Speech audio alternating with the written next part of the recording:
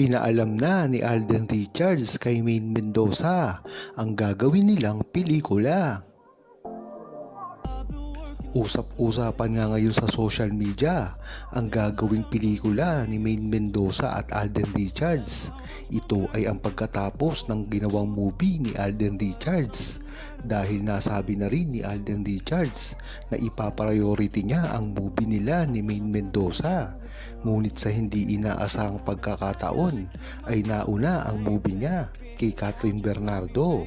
Alam naman ito at lingid sa kaalaman ng publiko ay si Maine Mendoza talaga dapat ang makakatrabaho ni Alden Richards sa kanyang movie, sa kanyang produksyon na Myriad.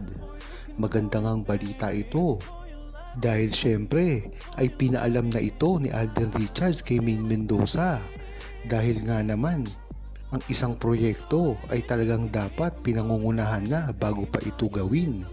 Nang sa gayon ay maklear na ang kanilang mga schedule sa mga hinaharap. Yan nga naman talaga ang gusto ng buong Aldab Nation at publiko. Ang gagawing pelikula ni Maine Mendoza at Alden Richards ay hindi biro-biro lamang dahil ito ay matagal nang inaabangan ng buong Pilipinas. Lalong-lalo na ay nagbibigay ito ng nostalgia sa lahat ng Pilipino. Kung matatandaan nyo, napakaganda ng ginawang record ni Alden Richards at Maine Mendoza sa Pilipinas. Lalong-lalo na worldwide ang pagkasikat nila Alden Richards at Maine Mendoza na hindi na kayang gawin ngayon ng sino mang mga celebrity sa Pilipinas. Yan naman talaga ang inaasahan ng buong tao kay Maine Mendoza at Alden Richards, lalong-lalo na ang paggawa nila ng pelikula. Kung talagang susumahin mo ang gagawing pelikula ni Daniel Padilla at Kathryn Bernardo, kung sila ay magkakabalikan ay talagang napakalakas. Biruin mo, ang unang gagawing pelikula ni Maine Mendoza at Alden Richards pagkatapos ng napakaraming kontrobersya na bumalot sa kanilang buhay ay lalong-lalo itong tatangkilikin dahil ito ay talagang tutong-totoo at hindi nila pinipeke. Yan naman talaga ang gustong gawin ni Alden Richards at Maine Mendoza, ang talagang pakilikin ang buong sambayanan, lalong-lalo na mga naniniwala sa kanila hanggang ngayon. Ayon kay Bliel Torre, pinatunayan na nga ni Alden Richards yan at Maine Mendoza na talagang kahit ano pa ang paninira na gawin sa kanila ay babalik at babalik din sa kanila ito. Matagal na kasing pinaplano ni Alden Richards at Maine Mendoza ang gagawin nilang pag-amin.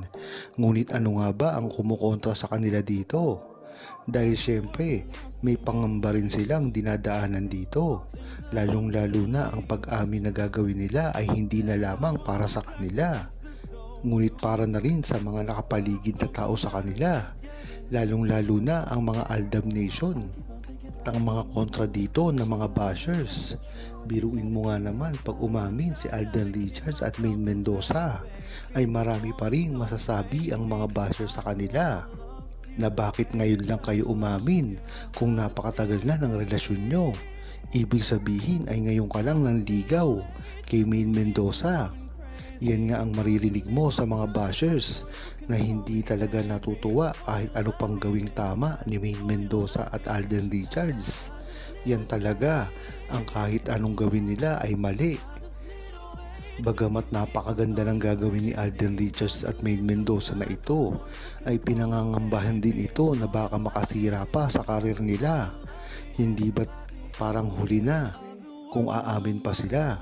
Kaya nga napakaganda ng plano ni Alden Richards sa daanin ito sa pelikula nang sa gayon ay makagawa sila ng istorya at sabihin talaga nila ang totoo sa kanilang relasyon pagkatapos ng movie.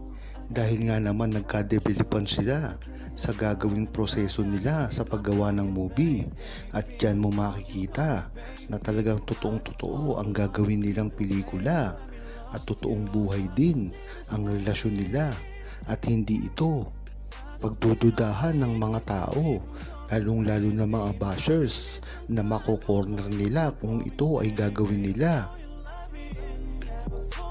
Ayon kay Rina, mas makabuti nga kay Alden Richards kung aamin sila sa kanilang tunay na relasyon dahil ang maganda dito ay matatahimik din sila dito.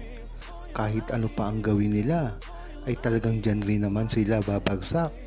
Dapat ay hindi na rin nila iniisip ang mga sasabihin ng publiko, lalong-lalo na ang mga bashers, dahil kahit ano namang gawin nila ay yun pa rin ang sasabihin netong mga to. Wala naman silang kasiyahan, basta masira lang nila si Maine Mendoza at Alden Richards. At yan na nga ang nangyayari ngayon. Kung mapapansin nyo, tuloy-tuloy ang mga paninira ngayon kay Maine Mendoza. Dahil na rin ito para sirain ang imahe ni Maine Mendoza para kay Alden Richards. Alam naman kasi natin ng imahe ngayon ni Alden Richards ay napakaganda dahil na rin sa kanyang movie. Dahil nakatulong talaga sa kanya to ng malaki. Dahil na rin kay Catherine Bernardo at ang paghihiwalay nila ni Daniel Padilla. Nakakuha ng simpatya si Alden Richards sa lahat ng mga tao. Ngunit ang binibira naman ngayon ng mga bashers dahil nga napakaganda ng pangalan ngayon ni Alden Richards ay binibira nila ngayon si Maine Mendoza na wala namang ginagawang mali. Talagang ito ang tinupuntarya nila para nang sa ganun ay bumalik ito kay Alden Richards. Dahil alam naman natin na talagang kahit anong gawin nila ay naa-associate pa rin sila sa isa't isa. Yan nga ang magandang gawin ni Alden Richards na huwag pansinin ang mga naninira sa kanila ni Maine Mendoza. Dahil ganun pa rin ang ginagawa ni Maine Mendoza. Kahit nga ngayon ay napakalayo niya na at maraming kontrobersya ang bumabalot sa kanya. Kung talagang matatandaan mo at mag-iisip ka lang, ang talagang paninira ngayon ay nakatuon kay Maine Mendoza. Noong nakaraang buwan lamang ay talagang binasya dahil sa pag-endorse niya ng isang libangan sa social media at internet. At ngayon naman ay napag-iiwanan na raw siya ni Alden Richards. Kaya dito mo talaga malalaman ang paninirang ginagawa ngayon kay Maine Mendoza ay isang parte ng plano para sirain at baka sakaling hindi matuloy ang kanilang movie. Ngunit kung mag-iisip ka, sino ang makikinabang dito? Kung hindi ang mga starlet din ng GMA na gustong makasama at makatrabaho si Alden Richards. Kaya alam natin at bukong-buko na kung sino talaga ang gustong manira sa relasyon ni Maine Mendoza at Alden Richards.